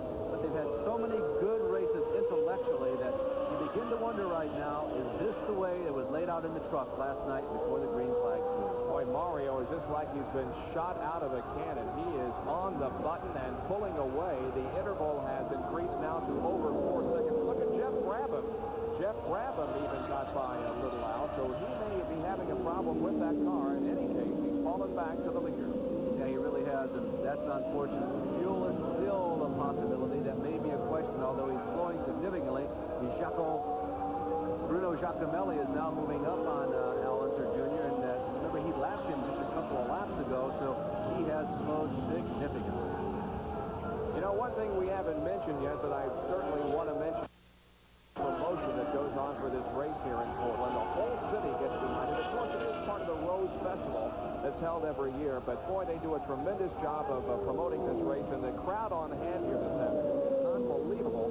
When we came into the racetrack at 8 o'clock this morning, there were hundreds of people that were already sitting on the bank here outside of turn number 9, waiting for the race to start about 6 hours later. So it's a tremendous promotion and a lot of neat race bands around here. And when you mention the city of Portland, you sometimes don't think of this being a racing city, but by golly it is. The very first AAA sanctioned road race was held in this city back in 1909. Yeah, it was won by a Cadillac. Can you believe that? At 56 miles per hour for you historians. Howard Covey was the driver. They had, as a matter of fact, 2 preliminary races that day. The other one was won by a Pope Hartford, a guy by the name of Charles Arnold. And they also had a 100-mile topper of that day. It was the featured event which Bert Dingley won. That goes back to 1909. Now, can you believe that back in 1909, the next race was all the way across the country, back in Indiana, also raced in Denver, Indianapolis, Massachusetts, and Rhode Island, traversing this country on dirt roads, and most of those cars they were racing back then, they were the same ones that got them to and from the racetrack. So after you win here in Portland, you load up your car, you sit on the buckboard, I guess. That was about all they were then. You sat on top of frames and braved the weather and drove across the country and got set up for the next race. Now, there's Giacomelli going to the inside of Al Unser. A couple of laps ago, last time they went through the carousel, turn 8 and turn 9, you saw Bruno had to brake real heavily to avoid running into the back of Junior. Is there a serious problem with the Al Unser Jr. car? Let's find out. Here's Gary Lee. Dennis Swan, is there a problem with the chassis? No, there's nothing really wrong. We're just a little too loose right now. We just had to, we were a little off on our setup. This last pit stop, we didn't get it dialed in as good as we should have. So it's a case now of just cranking it up all the way and staying as close to Andretti as possible. Yeah, well, yes and no. I mean, our prime objective is to finish this race. We've had a lot of trouble finishing the last few races, and we really want to finish one strong. That's what you said at the beginning of the race, so the strategy hasn't changed. Correct. Dennis Swan, the crew chief for Al Unser Jr. We're watching the 4th place car of Bruno Giacomelli, car number 20. He is running in 4th position, but is a lap down to the leader. There now is Al Unser Jr. coming off of corner number 9 onto the front stretch once again, completing lap number 90. There are 14 more laps to go. 14 more laps to go. Yeah, and with 90 laps done, at this pace, Al Unser Jr. continues to slow relative to Mario Andretti and the third-place running Emerson Fittipaldi. It might be close for second. Well, not only are there a lot of good race fans in this city, but the scenery is tremendous. There's Mount Hood, snow-capped mountain, about 60 miles from here. We'll be right back. We are back at Portland and running in 5th position. Well, a guy that you normally don't think of as doing very well on a road course, a substitute driver this weekend, Al Unser Sr. Well, actually, Bob, he hasn't done all that well recently because he just hasn't had that many opportunities, but there was a time on road courses when Al Unser was pretty strong. As a matter of fact, there's only a very small number of active drivers who have won IndyCar races on road courses. As a matter of fact, I think it's like about 8. Mario Andretti, of course, leads that brigade with 18. Al Unser Sr., believe it or not, has won 8 times in his career on a road course. This weekend, of course, comes as a substitute driver. He even practiced in Rick uniform, I think, on Friday because he had the red-yellow helmet on. Then he showed up with the Hertz equipment yesterday. But he's done very well for himself here today. He has run very steadily. We have not seen him make any off-course excursions. I'll bet you he's been close to pinpoint perfect because that's the kind of driver Al Unser Sr. is. And as we mentioned earlier in the broadcast, and I think it bears worth repeating, that with his finish today, and again, we don't know exactly the right numbers of the purse, but he'll go over $4 million in winnings. Al Unser Sr., a 3-time winner of the Indianapolis 500. His son, Al Unser Jr., is running in 2nd position, but is dropping back. He's now 13 seconds behind the leader, Mario Andretti. So Father's Day is apparently not going to be a very happy celebration for Al Unser either, because last year he celebrated the win with his son. Doesn't look like that Al Jr. is going to win today. No, but I guess when your son wins, it's almost as close as you winning. The Pennzoil Z7 special, even though it's had a weekend that it really didn't expect to have, I would say they would chalk this one up as a success in many ways because he's still out there, he's running strong. It looks like he's headed for a top 5 finish. Well, he's carrying, of course, the Roger Penske colors this afternoon. Danny Sullivan, the other driver in the Penske stable, dropped out of the race very early because of a mechanical problem after starting on the pole. So if they do get a top 5 finish here this afternoon, it will be at the hands of Al Unser Sr. Mario Andretti continues to be the leader of this race, and now we have 11 laps to go. 11 laps to go, and this one will be in the record books. Mario Andretti with now a 15-second lead on Al Unser Jr. 3rd place. Emerson Fittipaldi is about 55 seconds behind. Those 3 cars on the lead lap. Then in 4th spot is Bruno Giacomelli. In 5th position is Al Unser. 6th is Jeff Brabham. In 7th is Jose Legarza in car number 55. You know, Bob, it may look real smooth out there and easy flying for somebody like Mario Andretti, but it's a very warm day, and what we have been noticing here is there seems to be a little bit more oil than usual spraying up in the cars. You can see it on the helmets, and some of the shots where there's bright sunshine, you can even see the tires are beginning to glisten because the track is very slippery. Another one of those drivers from a country outside of the United States. Mexico's Jose Legarza, 26 years of age. He is currently 13th in the kart point standings and is running in the top 10. As a matter of fact, 7th in the race here this afternoon. This is his 52nd IndyCar start. So far this year, he has a 28th, a 31st, and a 7th place finish, the 7th at Milwaukee. Well, this is the 2nd race in a row, really, where Jose has had a pretty good day. You know, he came to America really only as a teenager. He ran the Super V Series and had some success there. Won a race or 2. I think he finished 2nd in point standings one season. And there was a time there, I don't think, where everybody knew exactly how old a guy he was, but he's still a very young man. So he has a good future in front of him. And he told us a couple of years ago that he was bitten by IndyCar racing. He was hooked, and he's here to stay. Jose Legarza just passed Johnny Rutherford out there on the race course. Jose Le finished 7th here last year, was running at the end of the race. Jose Le a little loose that time going through, was he at the S's part of the racetrack? Yeah. And a little smoke now coming from out of that car. I don't know if that was just hard on the brakes or not. He was in a point of the racetrack where it could have been brakes. Let's hope so for Jose Le. Mario Andretti continues to lead in the Newman Haas Beatrice Lola. Car number 1 indicating his championship. And Jeff Brabham is spinning almost coming in contact with the tire barrier, but gets a stop just shy of that and pulls back onto the race course. Yeah, he did a good job of saving that car after it got away from him. Remember, he's running without a right front wing. Now, in that particular point on the racetrack, don't know, it's hard to tell if that contributed to his demise or not right there, but he did a good job of getting that thing stopped. He did not make hard contact with the barrier, and he really pulled away in pretty fine fashion. Here's what happened as we see it from overhead. The Goodyear blimp was coming out of turn number 9. It started to get away from him right at the apex of the corner as he followed Mario Andretti. It spins off of turn number 9, headed for the backstretch. He sees the barrier coming up, and he turns it around. You can't stop him when they're on grass, so he had it slowed down long before he got there. Here's another angle of it. You can see him trying to emulate, I guess, Mario Andretti going through the corner. It's away from him right now. He's fighting it, and then it comes around, and then it's gone. Jeff Brabham spinning off course in corner number 9, but he's back on the racetrack and back in the race. There is the part owner of the car in the lead. That's Paul Newman. He raced here yesterday. We'll tell you about that Trans Am race in just a moment.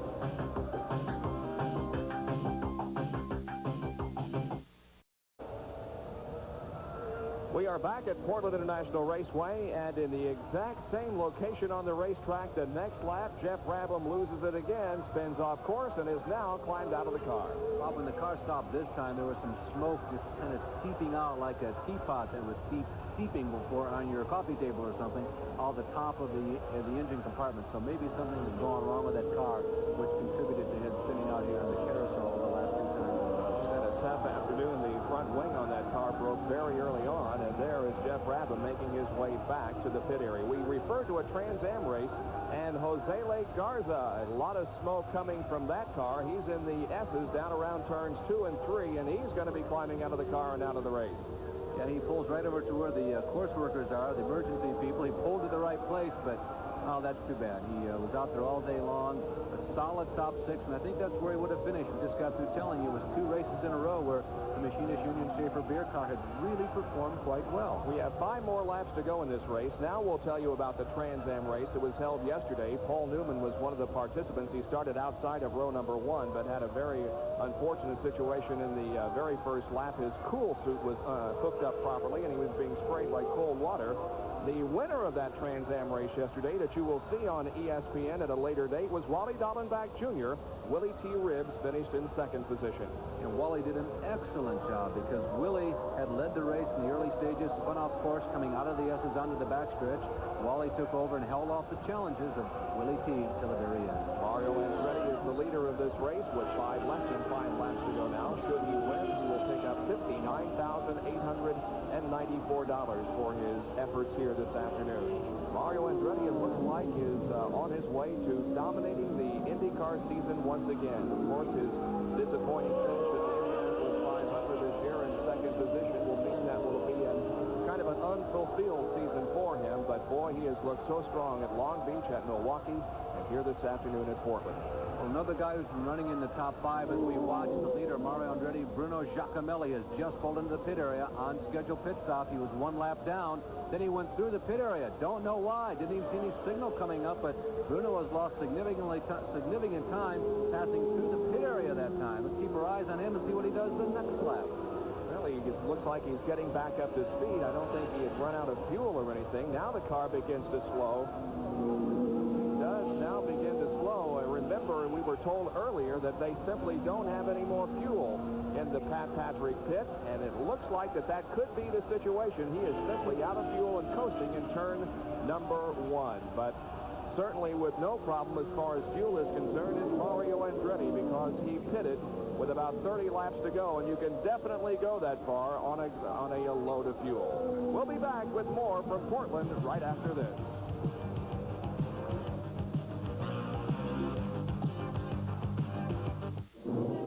That was scary.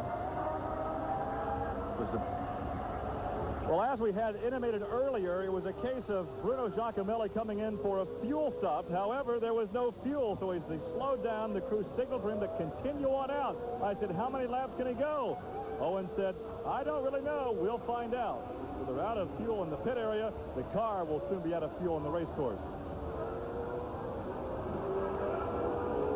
We're down here at the other end of pit road, very close to victory lane, and a driver that's in a very unaccustomed position. Driver of the pace car today is Rick Mears. And Rick, your replacement in the Pennzoil Z7 is doing quite well, Al Unser Sr. Yes, he is. He's running real well. And, you know, I was very glad to do this for PPG, but I'd much rather have been out there with them. First of all, the most important question, though, your condition. Your feet are okay? You were just concerned about all the shifting and gear changes here? Yes, really, that's the main thing. The feet are still weak because of the nerve damage and the slow process of healing. And we just didn't want to do anything to get any setbacks for farther on down the road. But they're coming along. You can be sure he doesn't want to have to drive this pace car again this year. Let's go back up to the tower. There's the white flag coming out for Mario Andretti. He has 1.9 miles to go, and this Portland 200 will be his. His interval over Al Unser Jr. is 24 seconds. The Bruno Giacomelli car has already stalled off the course, actually, out of fuel. He passed by it just there in turn number 1. Mario Andretti headed for turn number 2 now. Coming toward turn number 3, this is the final course for Mario Andretti. Among the active IndyCar drivers, Mario, Al Unser, we told you earlier, Rick Mears, to whom Gary just spoke, Bobby Rahal, Gordon John Cocktail, Bobby. These are the only people who have ever won IndyCar races on road courses. Believe it or not, Johnny Rutherford, Danny Angayas, and Danny Sullivan are also other road course winners in IndyCar racing. And, of course, Al Unser Jr. a year ago right here at Portland. Looks like he is destined to finish second to that man right there, number 1, Mario Andretti. And Mario Andretti now braking in turn number 9, coming out of it, accelerating down the main straightaway. And Mario Andretti has won the Stroh's G.I. Joe's 200 from Portland International Raceway. And the crew and the car owner, Paul Newman, celebrating with a cheer for Mario. Boy, they really have it going, Bob, I'll tell you. The Newman-Haas Beatrice Lola team, they were so spectacular in 1984. It seemed like it took Mario a long time to really get a combination that kind of raced up to his abilities, because everybody knew that he was potentially the single fastest driver in all of IndyCar racing, maybe the world. There are some who might say that to you also. But last year, the program really picked up. He became really invincible on the IndyCar circuit, and he's starting out in 1985 just the same.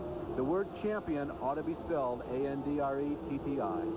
And Mario raises his hand and salutes the fans around the race course who are standing on their feet applauding the winner of this race, Mario Andretti from Nazareth, Pennsylvania. He's been in the United States 30 years today, and what a way to celebrate his anniversary. So Mario will be pulling into victory lane, and we'll be talking with him in just a moment. We're going to take this break and be right back with more from Portland, Oregon.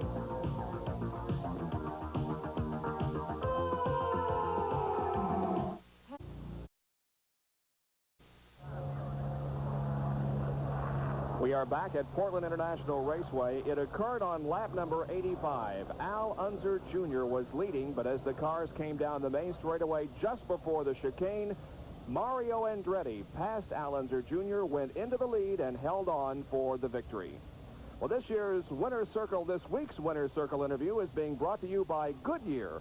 Goodyear tires and Goodyear service for more good years in your car. Victory lane now, Jack Arute. Well, Mario Andretti, an ex-Father's Day gift. Congratulations. Hey, thank you. Thank you very much. I guess if Michael couldn't give it to me today, I figured I'd give it to myself. Did you ever, in your wildest dreams, back 30 years ago when you came over to the United States of America, think you'd be in Portland, Oregon, winning another kart championship PPG event? Not in the wildest dreams.